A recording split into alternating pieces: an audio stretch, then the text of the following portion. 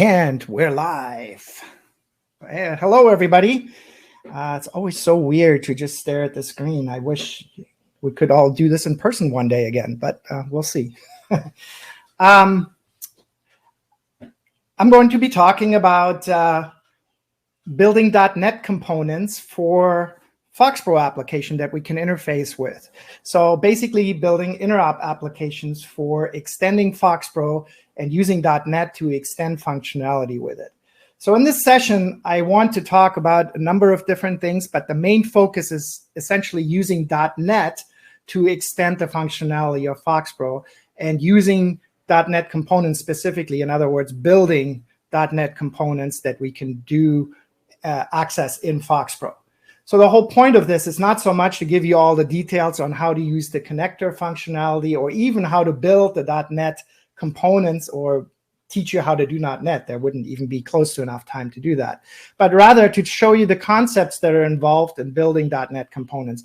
And there's a lot of things that have changed in .NET that make revisiting this topic, as I've done this probably 10 years ago, very apropos at this point, because there's a lot of things that have changed that make things much easier, and especially the tooling has improved so much to make it much easier to build .NET components that you can consume in FoxPro. So with that, let's get started. All right, here, let me see. Wow, what the hell?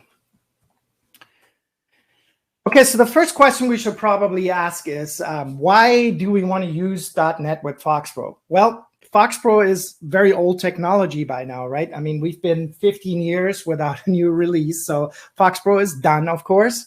And, you know, the technology is old.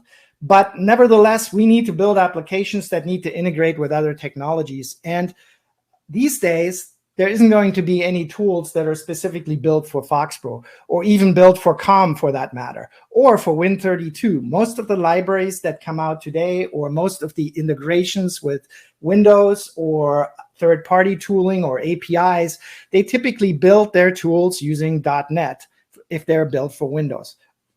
So if you want to integrate with functionality that extends beyond the scope of FoxPro, there's a pretty good chance that you can find it in .NET code somewhere.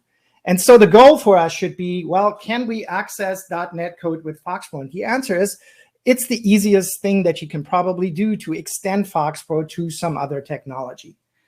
And that's because .NET is actually exposing COM through the interfaces that it has internally, that it can basically allow us to access .NET components in FoxPro by passing objects back and forth via COM to your FoxPro code.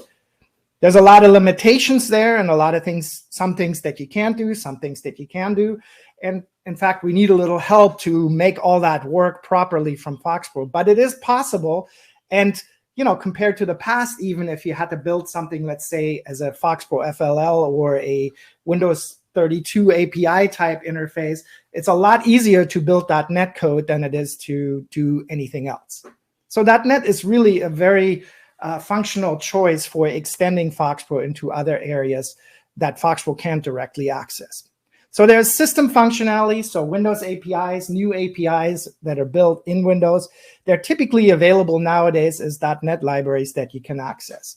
So there's APIs, services, core features in Windows, and all sorts of system-level stuff that is available in .NET. Then there are thousands upon thousands of third-party and OSS libraries that you can use. And all of those are made available via NuGet nowadays, which is a package manager that you can use to download packages from the internet and directly integrate them into your .NET projects. And basically, with a click of the button, you can add a library to your application, compile it, and all the dependencies and everything that's related to it automatically is put into it. So it's a lot easier to find the things that you need because NuGet is somewhat searchable at least, and most providers publish their NuGet packages or the ones that you need to integrate with. And so it's very easy to pull third-party code into your project without having to figure out exactly what it is that you need. So the NuGet packages kind of automate that process. And then finally, .NET has really changed in the last 5 years, or more than that, 7 years by now. in that Microsoft has really revamped Microsoft and rebooted it when it created this new .NET Core framework. It built basically a high-performance multi-platform interface for .NET that allows you to run .NET on Windows, Mac, Linux, that is high performance for server application to the point that now .NET is actually one of the very fastest server platforms for running web server type applications. So it's a very big reboot of .NET that has occurred. But more importantly, they've also updated the tooling to make the tooling a lot easier so that it's no longer required to use big tools like Visual Studio that are required to build .NET applications. So now you can pretty much use command line tools to build your project, to test your project, to run your project, to import NuGet packages. You can do everything from the command line, which also means you can use pretty much any editor that you want to use. And we'll look at this a little bit later. It sounds a little bit more complicated than, say, using something like Visual Studio where you click just a button, but it also offers a ton more flexibility for other environments to integrate with FoxPro. So if you're using some other kind of editor that you're using on a regular basis, there's probably a C# or a .NET integration that is available that you can use with it. And the command line tools with a couple of commands allow you to do all the things that you need to do to build your project. Now, this makes it especially useful for the scenario that we're looking at here with FoxPro, and that is building small components that integrate with your FoxPro applications. Typically, these tend to be non-UI components that do some sort of integration with an API of some other sort, usually non-user interface related. And so there's very, very little external functionality that needs to be pulled into that. So typically, these components tend to be relatively simple. You don't have a whole lot of complexity. There's one or two classes in these things. And for those kind of things, using a plain editor with the command line tooling is a great way, a great lightweight way to actually use .NET components with Visual FoxPro. We'll also look at Visual Studio later on for some additional features and enhancements that Visual Studio definitely does better, debugging being one of them. And we'll kind of highlight the differences of why you want to use one or the other, perhaps. So as mentioned, there's now two .NET frameworks that are actually available in the .NET space. So there's the original .NET framework, which was created originally in around 2000 and went into production in 2002. So it's now 20 years old. That original framework runs only on Windows, and it's always been available on that platform. So since Windows 8, the .NET framework is pre-installed on Windows, which means that the framework is always available. It's always there, so you can always count on it. There's nothing to install, and it just works. Now, it's important to understand that .NET framework is pretty much done. They're not making any major improvements to that framework, the core framework at this point. So version 4.8 is the very last version that is actually available of the .NET framework. Now, there will be maybe a .NET 4.8.1 or 4.8.2 perhaps, but most of the things that happen there are security updates or updates that relate to features like, perhaps security for new protocols like TLS 1.3 or HTTP 3 or stuff like that. There won't be any new features added to the core framework. Now, before you think that, oh my God, it's dead, we don't want to use that because, we're all familiar with how that works in FoxPro, right? But it's really not as bad as that sounds, because for years, Microsoft has not really built any new functionality into the framework. Even .NET Core doesn't really get all that many new features. Most of the functionality that is added on top of it is added via libraries or NuGet packages, actually, that add on top of the framework. So the core frameworks are pretty much done in terms of the functionality they provide, and anything that Microsoft builds from here on out tends to be in external libraries that get pulled into the framework. And that's true both for .NET Framework and .NET Core. So both of these frameworks have a good chunk of viability. So .NET Core is the new framework that Microsoft is focusing all their effort on at this point. So it's multi-platform, Windows, Mac, Linux. It's very, very high performance. So there are a lot of parts of the .NET framework were rewritten for .NET Core to be optimized. There's a bunch of new data structures that Microsoft came up with to optimize memory usage, threading. In general, it makes the framework much more performant than the older version. Now, the important thing here and the big difference between the .NET Framework and .NET Core is that .NET Core is not pre-installed. There is a runtime that has to be manually installed on the machine, or you can ship it with your application. Now, these runtimes are not small. They weigh in at like 60, 70 megs or so, but they have to be either pre-installed, which is a shared runtime, or you can ship it with your application. So you can make the choice of what you want to do. But the difference there is, and why I recommend that you should use .NET Framework for any components that you explicitly create for your FoxPro applications, is that you can't count on the runtime to be there. So if you have an installer or something, you need to check and see, is the runtime that I need to run these particular components available? And if not, I need to install that. If you target your components to the .NET Framework, then you know that those components that you, anything that you reference will be available in that framework that is installed with Windows. So in general, when you're building .NET components for FoxPro, you always want to choose full framework, unless there's a very specific reason that you need to use the .NET Core framework. And the typical reason that you might need to do that is that you're interfacing with a component that only works on .NET Core, of which right now there's very few, because there's a huge amount of overlap between the functionality of those two frameworks. For the most part, .NET Framework and .NET Core look identical in terms of the code that you write. In fact, you can run the code of one and the other quite easily. And in fact, you can build multi-targeted projects that target both full framework and .NET Core at the same time, and you can compile them at the same time. And that code works perfectly well in both of those frameworks. Okay, but as far as distribution goes, it's just much easier for FoxPro to have it pre-installed as part of the Windows installation of .NET that comes with it. Okay, so then the next thing that we need to be concerned about is how do we actually interface between FoxPro and .NET? And so, as I mentioned earlier, the technology that is used to communicate between the two is COM. So .NET can expose any FoxPro objects as COM objects. So when you instantiate an object in .NET, that object can be passed back over COM to FoxPro. Now, there's two technologies that you can use to access .NET Interop, basically, and the built-in one is COM Interop. It's called COM Interop, and it basically requires registered components that are actually registered on Windows. In other words, you need to physically go in and register a component with a special tool called Regasm to register it in the registry, just like a COM component that has some additional information in it that tells it which .NET class to instantiate.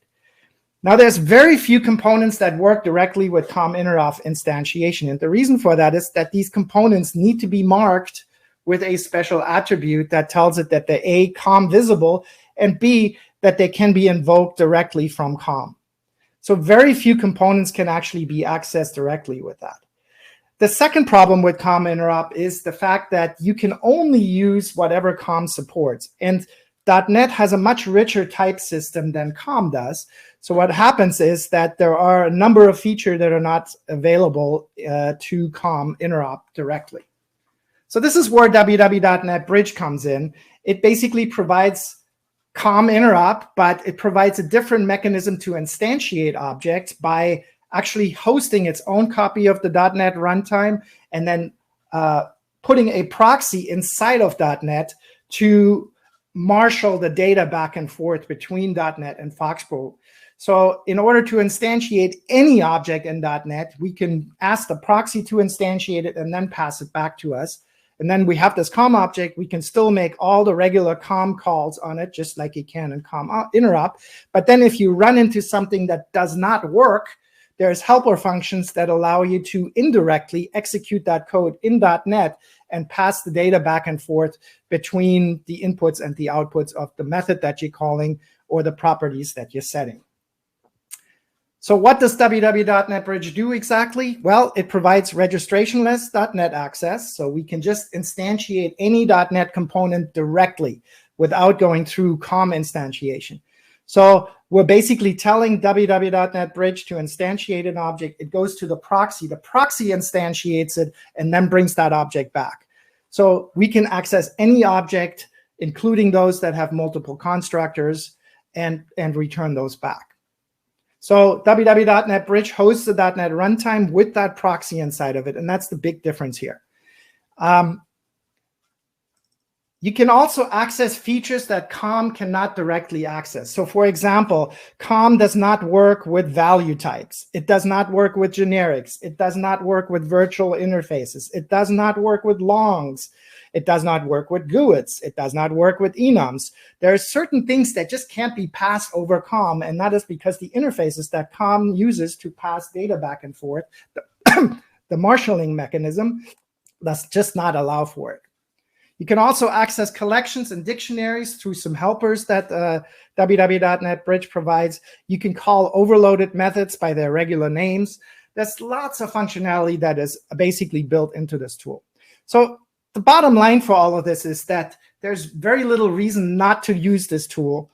It's free and it's open source, and it does provide all this functionality on top of what you would normally get from COM Interop. You lose nothing and you gain all this extra functionality. So how does this work? So in this picture here, what we're looking at is a host process. So that's your application or Visual FoxPro. And then we have your code on the bottom and a .NET object that you want to instantiate. So the way it works is the very first time you run this, we call www.NetBridge, we create an instance of it, and we say create instance of a class in .NET.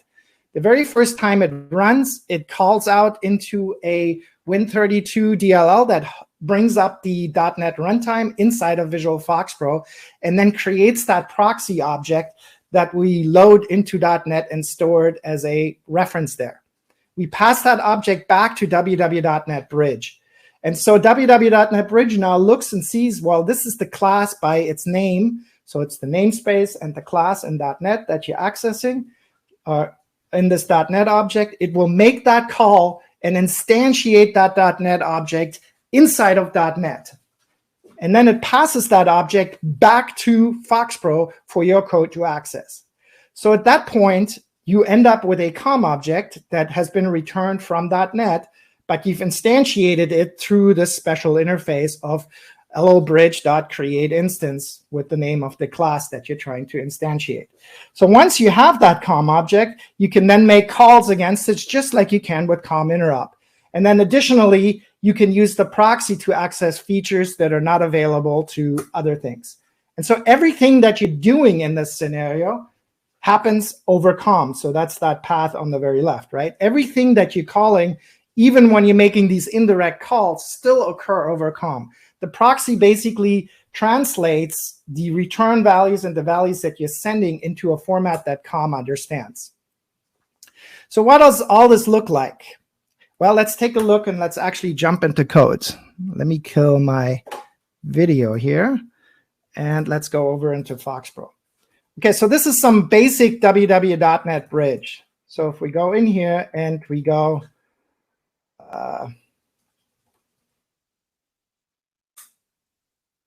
what was the first one I was looking at here? Okay, so this is Markdown FoxPro.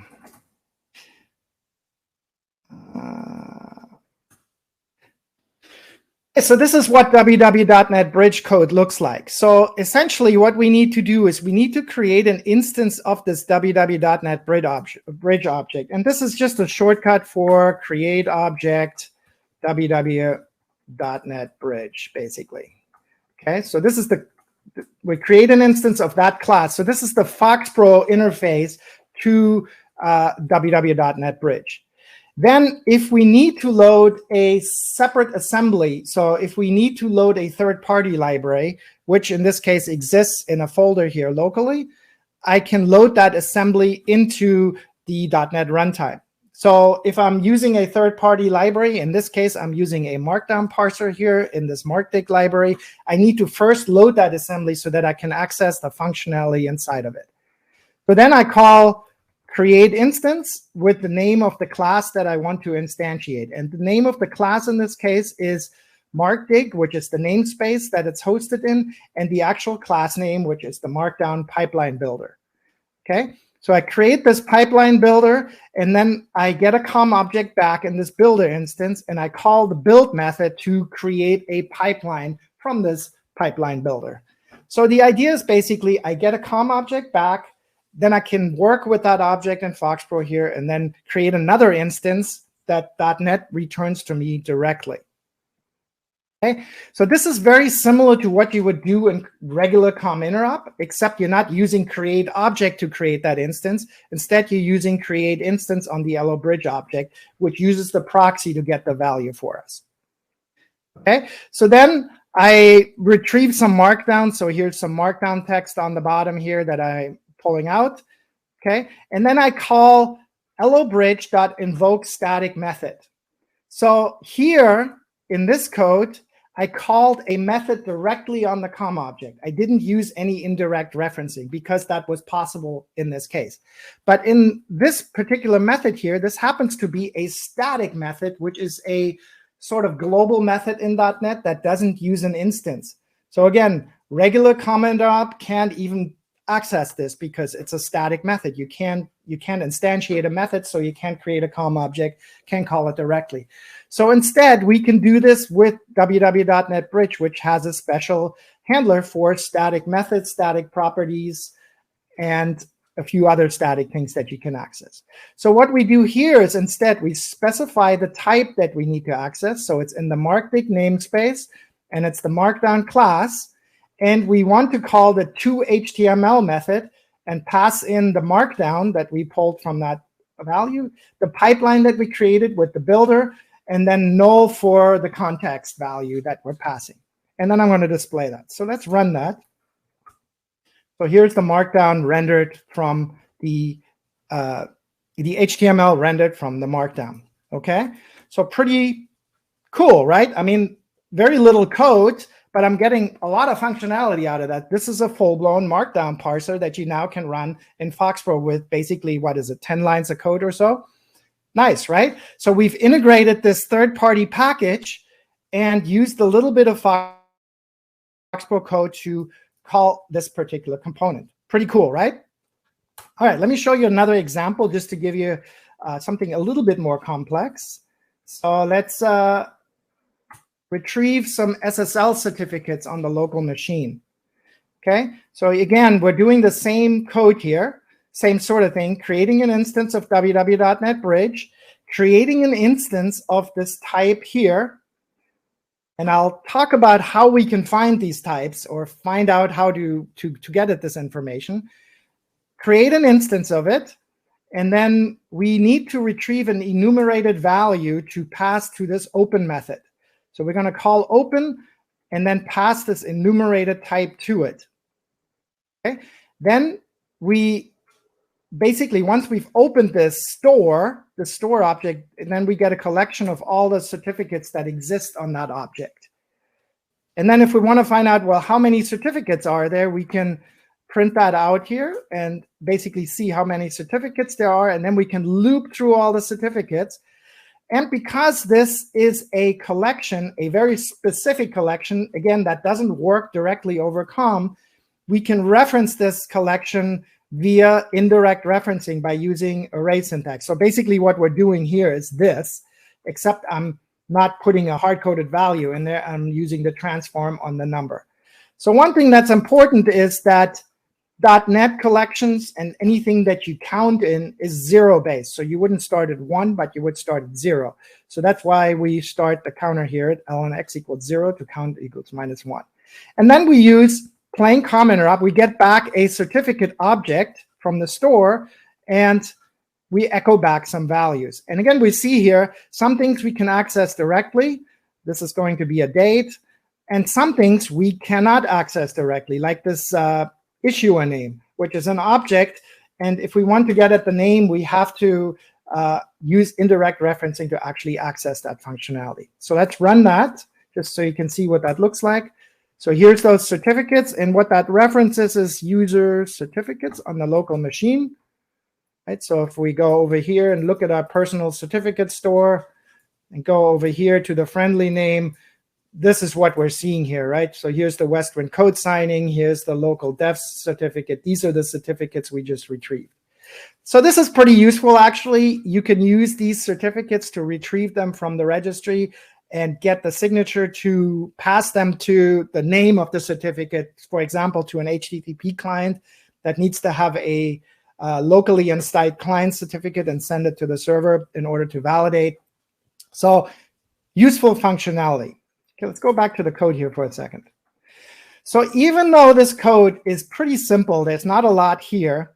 If you're looking at this for the very first time, you're probably asking yourself, well, how the hell do I know what all these things are? What is this? Right? How do I find that? Well, in order to use .NET code, you're going to have to find a code sample or have to have some idea of what you're working with. But even beyond that, you need to know what these exact type names are, right? You need to know what this whole thing is. So how do you figure that out? Well, there's tools you can use. And if I go into the tools folder of the samples that you can download, there's a tool called Reflector that is free for version 6 and prior. And there are other free tools that you can download. And basically, this tool is a decompiler, and it lets you basically look at any libraries. So this class that we're looking at here, this X05 certificates, X05 store, X509 store is part of the MS Core Lab libraries. So it's part of the core.NET library. So if I search for this and I say X509 store, and I look for that, I can find it here in Reflector or whatever other tool you use, right? And there's that tool. And so now I can see all the functionality that is available on this. In addition, I can also see here's the name. So this is the name that we're using in the string right here. This is the value here that we're using. So we're pulling that from here. And then here's the open method. And it shows me that it has an open flags parameter that we need to pass to it. And you can see the flags enumeration here. And in fact, you could probably just use that 0 value instead of the enum here. So this actually would work. Okay, so we can use a tool like this to browse around and find functionality. The other thing that you can do is you can use a tool called LINQPad. If you want to play around with .NET code, so if you found some code somewhere and you want to just experiment and see what that code looks like, you can open it up in LINQPad. So you can think of LINQPad as a command window for .NET. Okay, so if I go new, what is it, X509 store. And so it tells me here, notice that it's in red, and I can actually use the IntelliSense in here to provide me that information. So that's another way to find out, right? And I can say store.open, and here I can use open flags dot. Okay, so it wants me to add that, read only.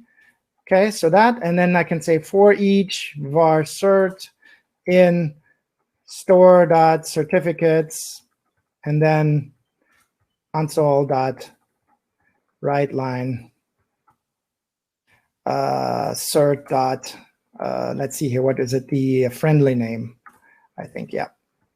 Okay, so then, oops, we can run that, and there's that same information that we have. So now why would you want to do this? Well, if you're going to do this, why not just write the code in FoxPro? We'll get to that, but even if you're building this code and you want to write it in with www.NetBridge, using LINQPad is great because it allows you to make sure that the code that you're trying to write in FoxPro actually works in .NET first. Additionally, once you figure out how it works here, you have all the information that you need, right? So right there in that tooltip, you can see that it says System Security Cryptography 509 certificates. That gives you the full name of that. Here, if you go over hover here, well, it doesn't show you the value here, but if you go in here, you can see all the properties that are available, right? And you can actually do something that's more interesting. You can say cert.dump, and let's do this again. And then it shows you all the detailed information that is available on that object. So you can get all the properties that are associated with it. Here's the issue. So it's a great way to explore code and actually see what is available. Highly recommend that. Now, notice I'm running LINQPad 5. So that's the version that's specific to .NET Framework. The later versions are all .NET Core. So if you're building components for .NET Framework, use LINQPad 5. Otherwise, use LINQPad 7. Okay? All right. Are there any questions so far on what we've got here? I'm going to let that go for a second and start switching over to the next thing. There's just one. Do you think the .NET Framework will ever be deprecated? So the question is whether .NET Framework will ever be deprecated, and the answer to that is definitely not. So it's, first of all, it's a Windows component. So, Windows is backwards compatible back to, Windows 3. So no, it's always going to be there. There's no way that that's going away. There's tons of stuff that Microsoft itself has written in .NET Framework. There's tons of old tools that run on this, and still tools that are being built in newer applications. So I wouldn't worry about that for two reasons. Number one is that, first of all, it's part of Windows. Secondly, you can move your code from .NET Framework to .NET Core relatively easily, should it ever get to that point in however many years in the future. It's just not something that I would worry about. It's not going away. There's no way. That's it for questions. Okay, good. Let me quit here and let me go back to slides. All right. Oops, how did we get back here? Okay, so then what you've seen now is basically the ability to call FoxPro, call .NET code from FoxPro. But as you've seen in the examples that I've shown, even with those very simple examples, the code that you have to write in FoxPro is kind of hit or miss, because there's some things that just work with plain COM. You can access the properties and the methods and call them directly. Other things, you have to use wwDotnetBridge with the indirect calls.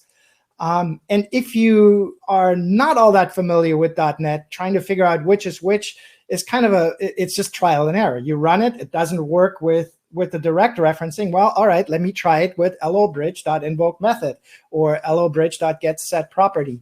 And it's just a lot more work to do it in FoxPro.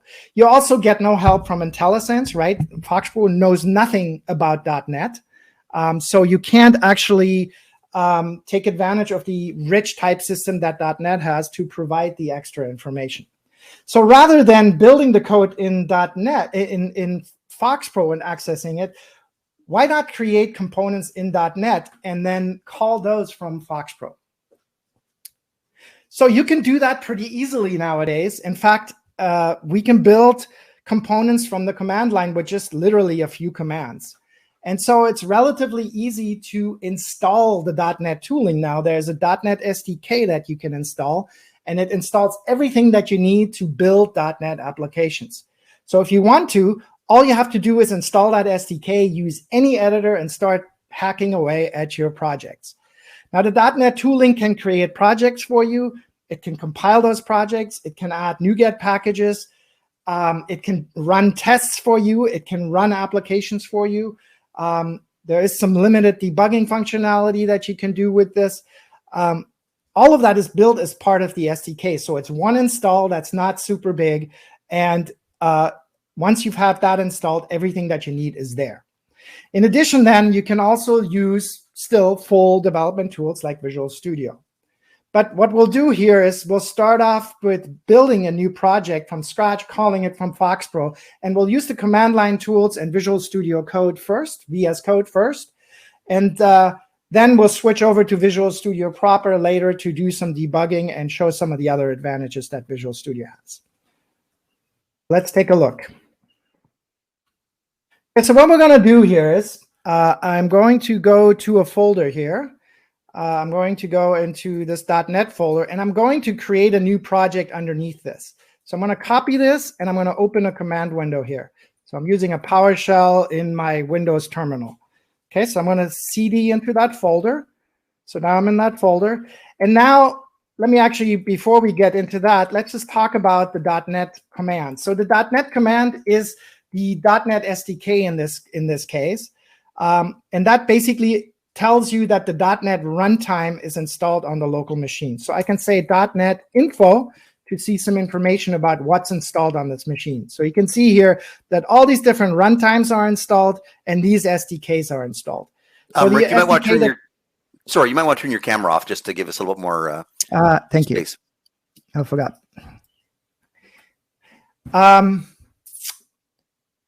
Where was I?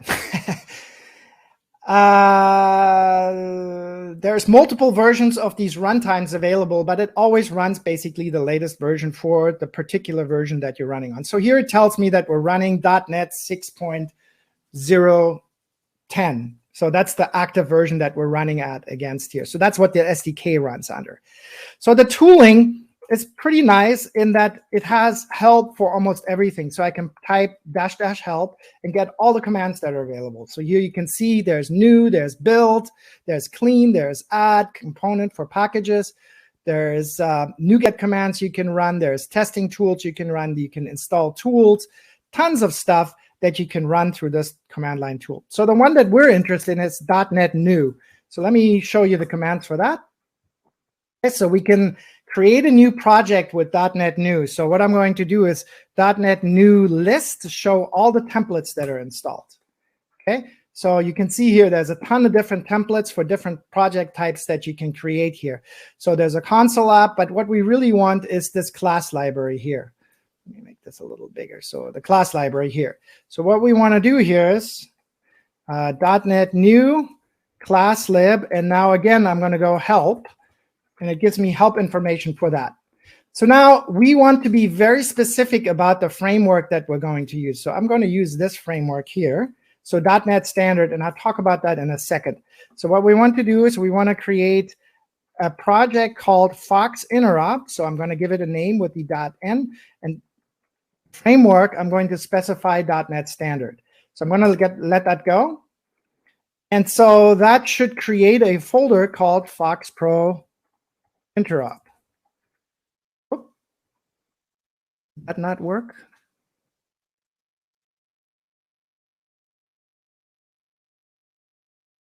Must mistype. Okay, it's right there. Oh, Fox Interop. Fox Interop. Jeez. There we go. All right, so here's my Fox Interop project. So I'm going to open Visual Studio Code. Okay, so I'm using Visual Studio Code. And so here's the two things that it created. It basically created a class and a project file. So here's the class. And what I can do in here is I can say F2 and rename that. So I'm using a refactoring, and I can do this here with this bulb, or in this case, F2, which is the command for refactoring. And that renames that. And then if I go here on this bulb, I can say also rename the file to interop.cs. So this file has now been renamed. Okay?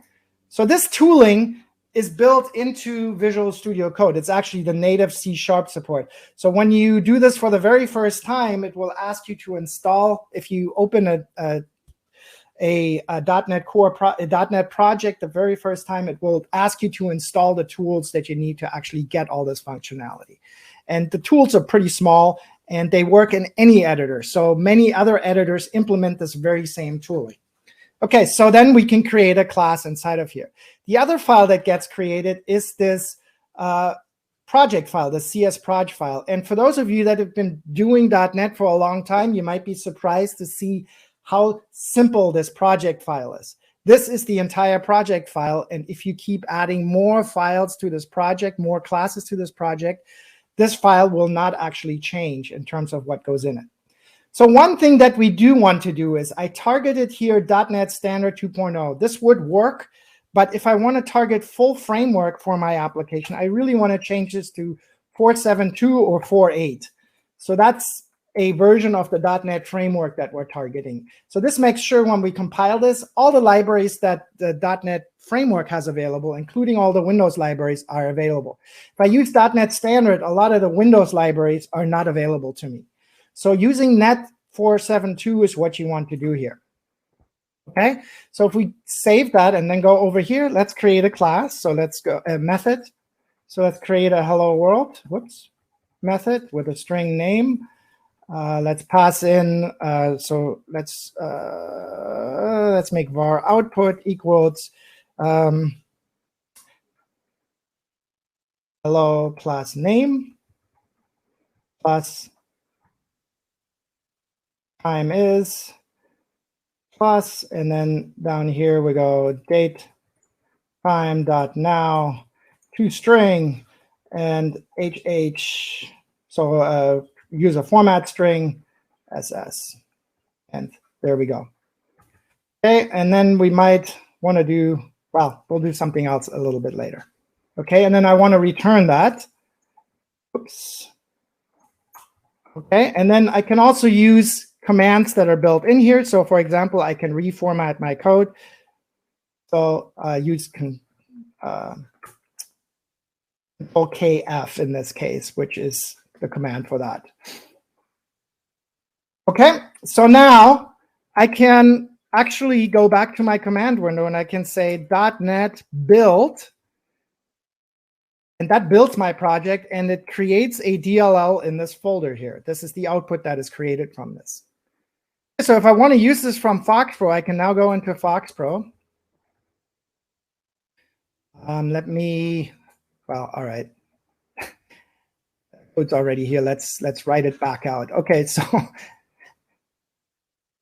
we're going to create an instance of www.NetBridge, and just to demonstrate, we're going to print out the version of what we're using. Then we're going to load the assembly that we're trying to access, and then we're going to say LO instance equals LO bridge dot create instance. And so now we need to specify the namespace, Fox Interop, right? And the name of the class, Interop. So we create an instance of that, and then we should be able to say LO instance dot hello world, and we pass Rick. Okay. So let's do T, and there's my hello Rick. So notice here, I dumped out the version, so it shows me the version of .NET that we're actually running, right? So on my machine, I have .NET 4.8 installed, and it shows me that version number and that information. So that's what that first line is. And then here's our output from that function. Okay, so if I want to make this a little bit different, I want to actually allow not passing some value in. I can say if string is null or empty, name equals, name equals, let's call it a default name. So that doesn't exist yet. So I'm going to create a property here, public string default name equals NA. Okay, so I'm going to recompile that, and I'm going to actually open up a terminal right inside of here. So there's my terminal. I can actually bring that up directly inside of here. So let me make this a little bit smaller so I can see. Okay, so now we can do .NET build here. What do you think is going to happen here now? We're going to have a problem. No, actually, we're not. Ah, God, I didn't actually do this right. Can anybody spot the problem? What we should have done here, remember when we were building this, I'm actually not referencing the right DLL. So this is now coming from my local folder. Really, this is coming from the folder that we should have been running from. So let me run this again. Oops. Oh, God. Oh, not that. Pasted it in the wrong place, for God's sake. Oh, God. Okay, so there's the DLL, FoxPro interop.interop. Right? Let's run this again. Fox interop, geez. Okay, so there's my string again. Okay, it's still working. So now if I try to build, let's make a change here. Let's just add a comma here so that it actually does recompile. It's still recompiled. So if we rerun this, it won't show that comma. I quit and restart because it's already loaded. So there's the comma. Now if I take the comma out, try to rebuild. Still works. Why does that still work? We should get an error here because the DLL is loaded, and I don't know why that is not actually happening.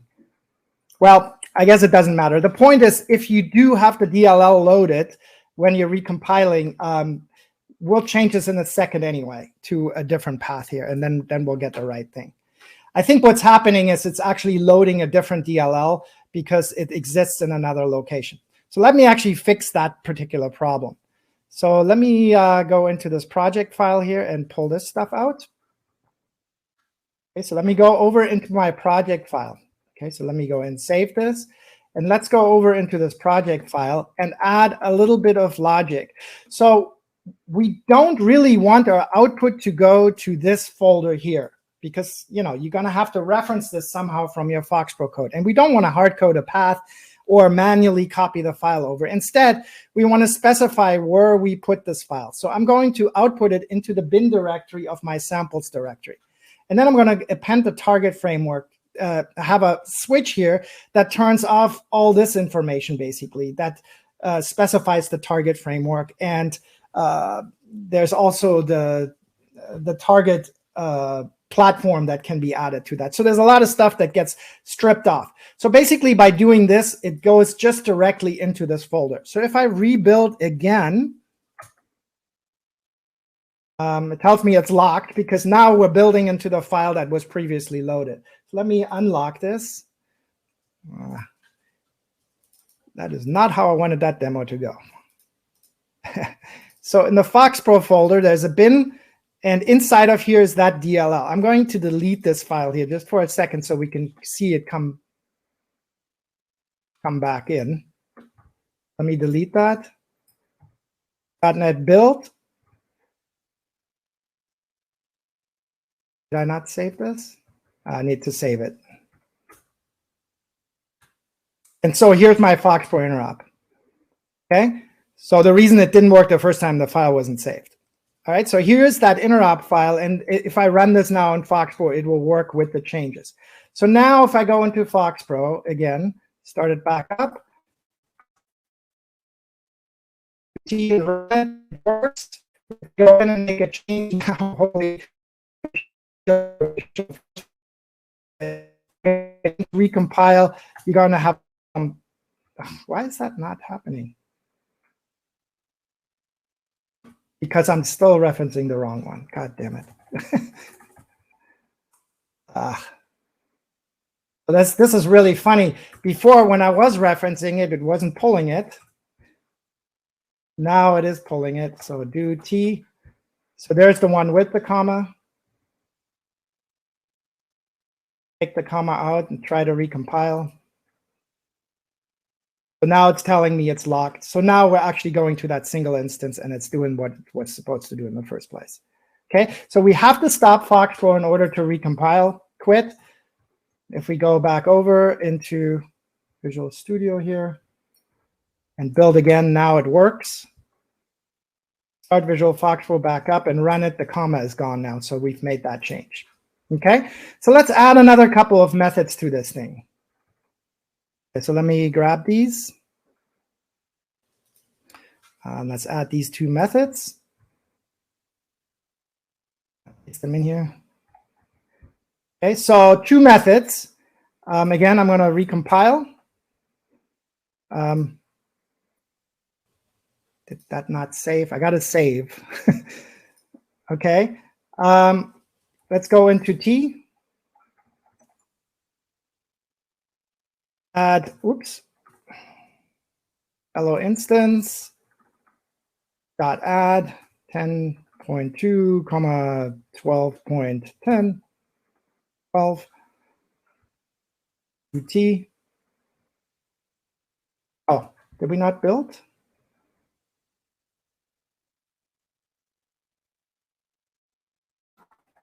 Quit. Make sure. Okay. And there's the value. Okay. So now if I go in and also add the other method, hello instance dot multiply.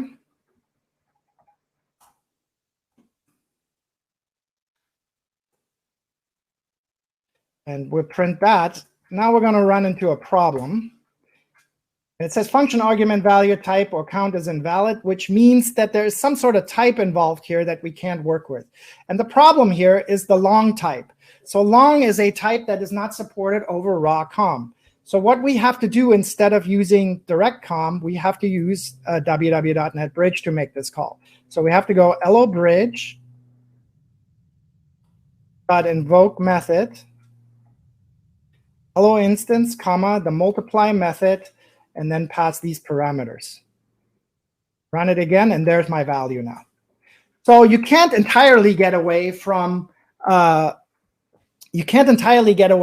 limitations of COM, but of course we're in control of this code, right? We are writing this particular code, and so we can make changes here to what this returns. So if I change this to an int, then it just works.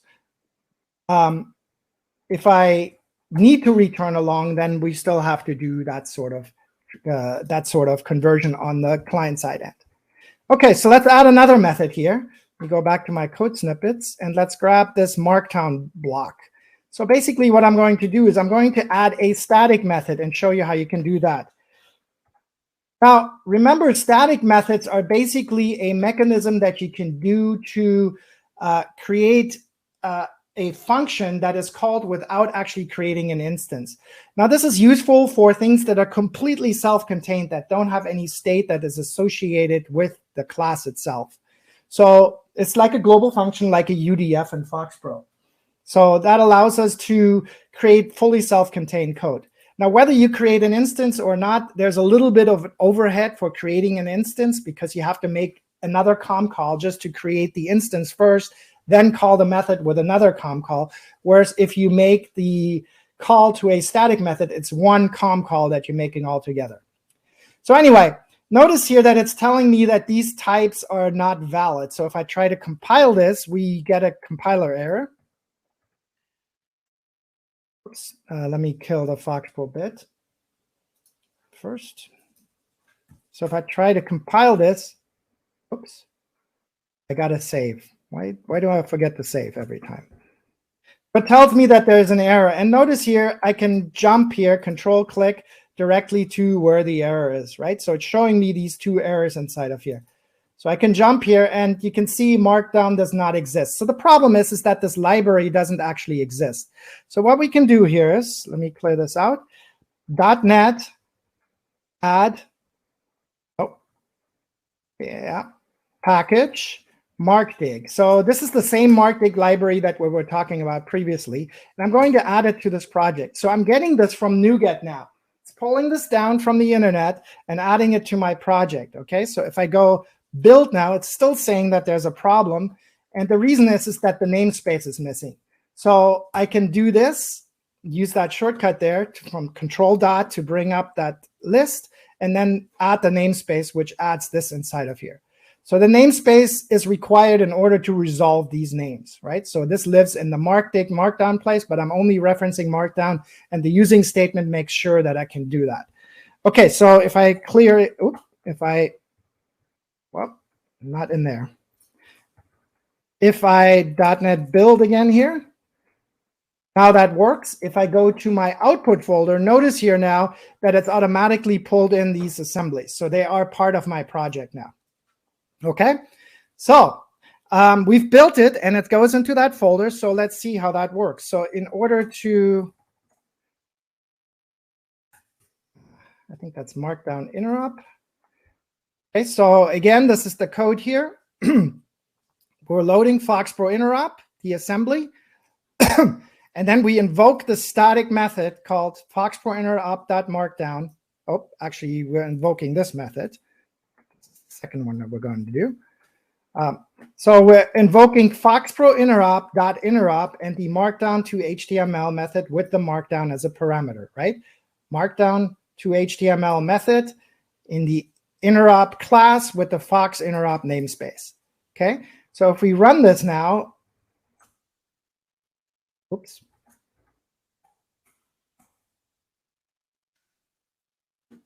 Oops, that didn't work. I think you have FoxPro Interop instead of Fox Interop.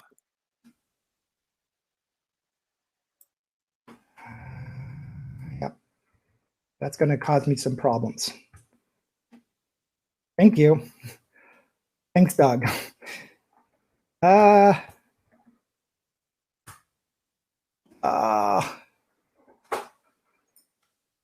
Let me kill this for a second here. Let me Fox Interop.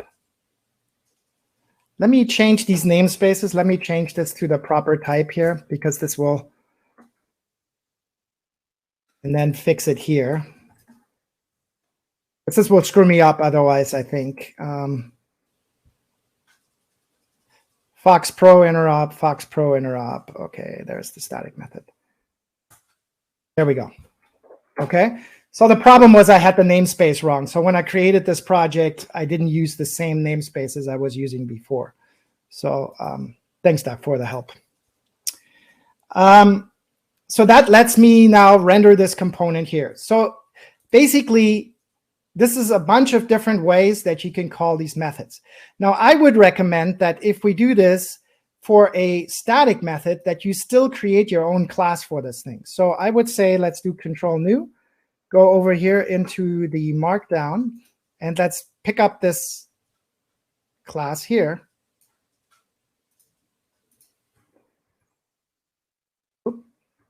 And paste it in here.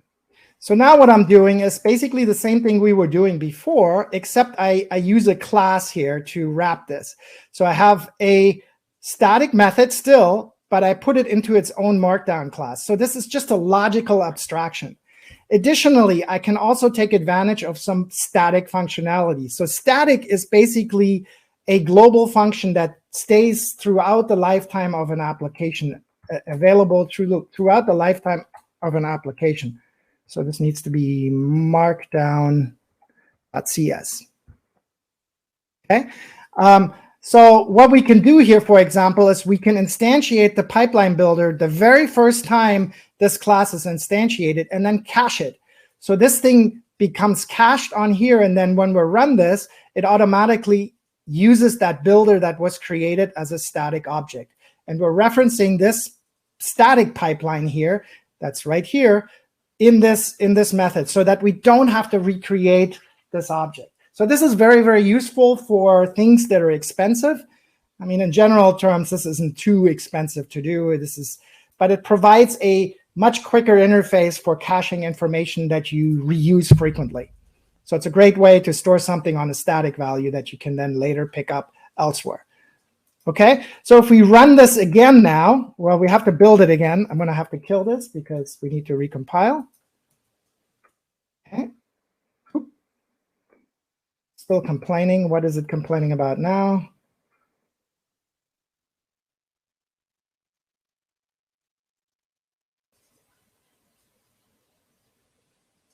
Oh, that's weird.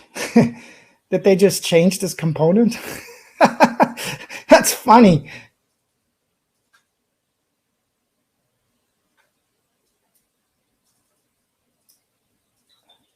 This is very strange.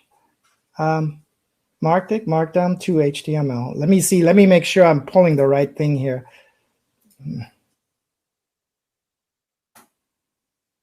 And now it seems to work.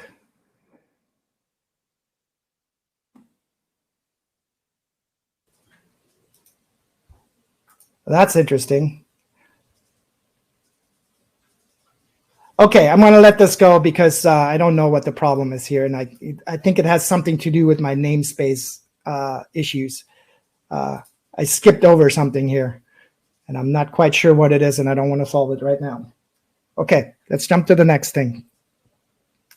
Okay, so the idea essentially is that we can build components in FoxPro in .NET to use with .NET very easily. So there's one more thing that I do want to show here, and maybe let's do this. So let's go to the additional class methods. So let's go create those. Well, I can't. Let me delete this markdown file just to make sure that that works. And then let's go in here. Let's add another method here, or two methods. So format that. And so there's these person objects that I'm going to create.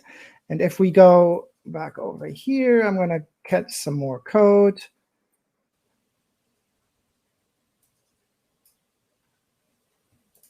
Add this from here and create a new class.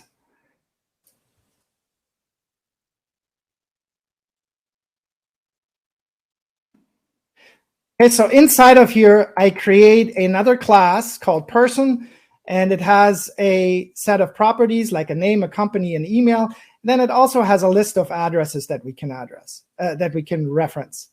Okay, and then the constructor of this person automatically creates a couple addresses that we can reference. And then in here, I need a default person property, so I'm going to add that here.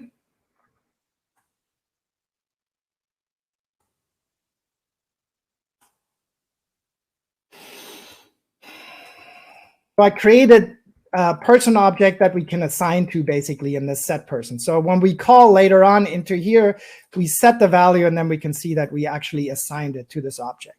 So we can pass data back and forth. The idea of this particular test is to see, can we pass an object back to FoxPro, and then can we pass an object from FoxPro back up to here?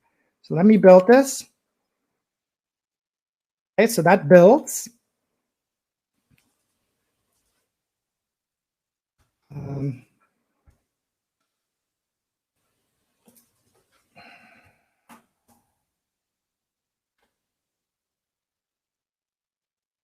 So we need to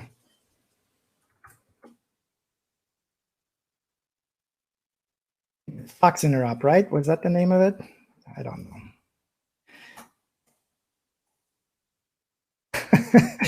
I really screwed myself up by doing the naming wrong.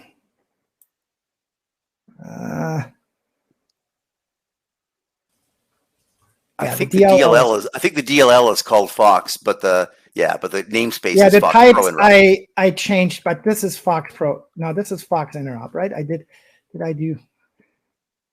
didn't fix this. That's why. So no, this is. Yeah, you want that to be Fox Pro Interop. Yeah, so it's just the name of the DLL, just the assembly you're loading. Fox Pro Interop.interop, and the DLL needs to be that. So let me clear. There we go. So it is working. So I really screwed myself up by using the wrong name here. And so I'm just getting confused. So what we're doing here is, again, we load the assembly. We create a type. So we create the instance of that .NET object. We get person, and then we loop through to get the individual properties of that object. So these guys are just plain COM properties. We can just echo those back. And then here we have a list of objects, and we need to be able to access, in order to access these, we need to use wwDotnetBridge. So when we do this, we can get a list object back, and we can basically pull out the items from this. So it creates a COM array object, which is a wrapper around a collection in this case. So it's a list of addresses, and it's returned to us as an array, basically, that we can loop through and use methods like the item method to pull out the value. And then we can display the child objects. So there should be two addresses, and when we run this, you see the two addresses, and there that we've created those. So then the second one is the update one. So I think we need to do this, right? And so the second thing works the same way. We create the internet object, we get a person, and then we make changes to it. We can make changes to it, and we can write that person back out. And then we can basically update that person and set the person in this in the .NET object. So when we do this in the .NET object, what happens here is we're assigning it to this default person. So that's this property up here. right? So then we're going through that object and just echo back the value to confirm that we actually updated that first record. So when we do this,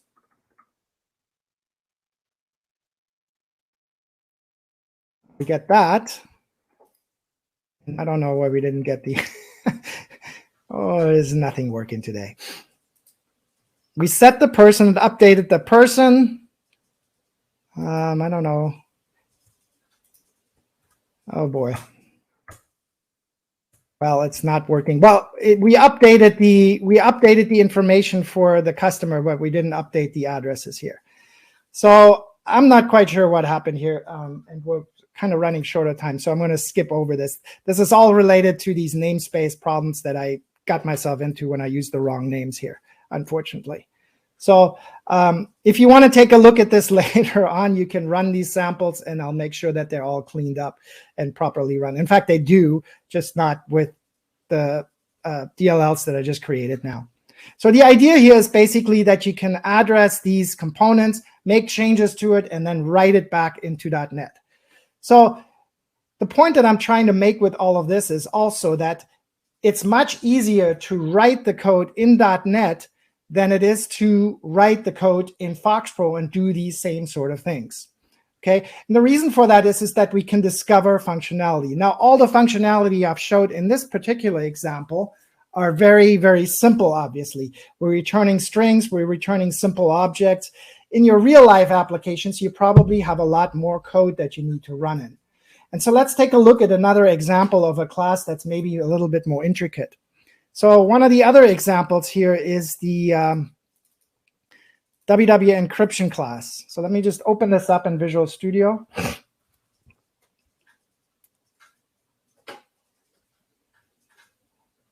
Okay, and I'm also going to set a breakpoint. So the reason that I'm bringing this up in Visual Studio is because I actually want to show an example of running this and running it with the debugger enabled. So in order to debug, we can actually bring up the Visual Studio debugger to do this. So you can debug in other environments. There is a debugger that you can use with Visual Studio Code. Unfortunately, it's very difficult to get that to work, and it's very funky. So it seems like Microsoft is almost purposefully trying to hobble the .NET tooling in Visual Studio to not make it quite as functional as Visual Studio. Surprise, surprise.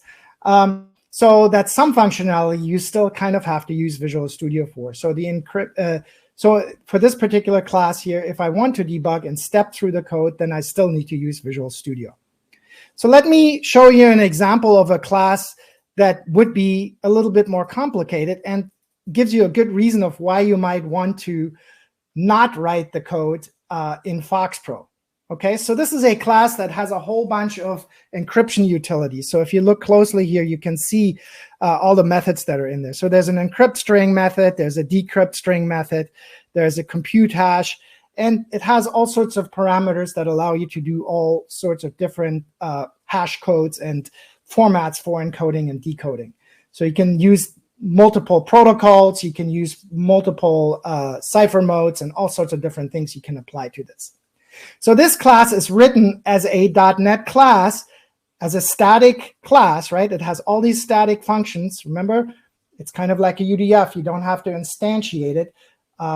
You can just call the static method directly. It's like a global function. And what this allows you to do is encapsulate the entire functionality into a single method. Now, that single method that you call can be fairly simple. And in fact, it is. If you look, this is the method that we're calling from FoxPro here. Not a lot of code, right? But all the hard logic that does all the actual encryption code is inside of here.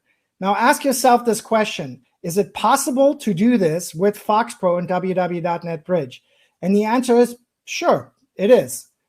Would it be easy to do this with www.NetBridge directly, to be able to access this sort of functionality? And the answer to that is no, because you would have to know all these types. You would have to figure out all these enumerables. You would have to figure out, would have to use the different modes you have to figure out. You have to call other methods. There's actually helpers inside of here. So there's a ton of code that you would have to write with www.NetBridge. So it's a heck of a lot easier to use this code inside of Visual Studio and be able to access all the functionality that the environment provides, right? So, you know, you get IntelliSense here, just like you get in Visual Studio Code. So you can do all of this in Visual Studio Code, but what you can't do in Visual Studio Code is basically do the debugging part. So let me see.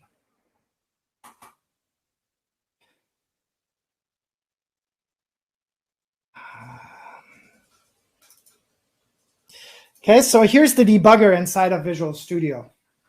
All right, so once you get inside of here, you basically can now step through the code. So the way that this works actually is you can specify a debug profile that you can specify inside of a launch settings file. So here's the debug profile that I've set up. And so essentially, this is a file that contains all the different start modes that you can run. So if I stop here for a second, you can see here, this is the profiles that are available here. And here's the debug profile that I'm using, which is this one. So the key thing inside of there is this executable. And you specify an executable, which is an external executable, and would point it at Visual FoxPro and a working directory that is the directory that we want to start in. So this points at my FoxPro folder here, and we're starting Visual FoxPro in that folder. So when we run this, we can actually go to www encryption, right? And then it starts right into the debugger at this point. What's nice here is that you can actually go in and make changes to this code. So if I want to step through here, and I want to make some changes in here, I can actually do that. I guess this isn't the greatest example. I was planning on doing this in the other one, but since it isn't working, we have to do it inside of here. But you can use the execution pointer to just point it to a new location and then re-execute code and simply go ahead and make changes. So if I wanted to change this to a different provider, let's say I wanted to use this to this one, and notice here that when we run this, it's been changed to PKCS7. If I go back, set the pointer again, and step over that again, now it's been set to zeros. I can go in again and make that change to PKCSX7. So basically, what this means is that we can use the debugger to interactively make changes and then rerun the code inside of here. So this is a new feature of Visual Studio 2022, which is hot reload. So you can force the hot reload to kick in, but in most cases, it's fully automatic. So that allows me to make a lot of changes to the running code and then actually re-execute that code immediately by moving the function pointer or simply by coming back in here and rerunning the code. That's pretty cool, right? So that's one of the things that is really nice about the Visual Studio debugger. So if you do need to debug, if you're building complex enough components that you do need to use a debugger, then I would highly recommend that you do install Visual Studio. And Visual Studio these days can be installed a little bit more lightweight because you can actually specify the appropriate version to use. Okay, so I'm out of time. And I'm just going to jump here to the end of my slides. And I'll take some questions if anybody has them. Not code related. In Visual Studio, where did the file structure window come from? What extension is that? In Visual Studio, what? Code? In Visual Studio. Okay. Yeah, I know we don't have the answer. In Visual Studio Code, there is a C# extension. And if you open a .NET project in Visual Studio Code, it will automatically ask you to install it. So the extension is called C#. I think it's called .NET. I don't know what it's called. Let's take a quick look. Actually, if we go in here and we open that back up, I think the extension is, where are we here? Is it here? Yeah, I don't know. I don't even see it in here. I think it's C# extension, this one, right? This is it, yeah. This is the extension in Visual Studio Code. And obviously, Visual Studio has it built in. Okay. Are there any restrictions or differences when using Visual Studio Community Edition? Not really. Visual Studio. Okay. The question is any restrictions on Visual Studio Community Edition? So there's different versions of Visual Studio that you can use. Community Edition is free, and it's basically a slightly diminished version of Visual Studio Pro. So all the things you need to do with C# and .NET development is pretty much there. It's just the advanced features like IntelliCode and maybe some of the load testing and things like that. The enterprise features aren't in there, but all the pro features are there, except with very few exceptions. For .NET development, everything you need is really there. So it's a free development environment as well. Okay, that's it for questions. All right. Well, I guess that was nice and easy. Let me put up the slide one more time with the link. So the link here has the latest white paper, as well as the slides and all the samples for this session. The white paper is quite gigantic. It's like something like 60 pages. So it has all these code samples, and I actually go step by step through all these examples that I went through, and they actually work, unlike because I've used the right namespaces, damn it. You can go through that if you're interested in anything what I've had here, and I hope this was useful to you. Thank you.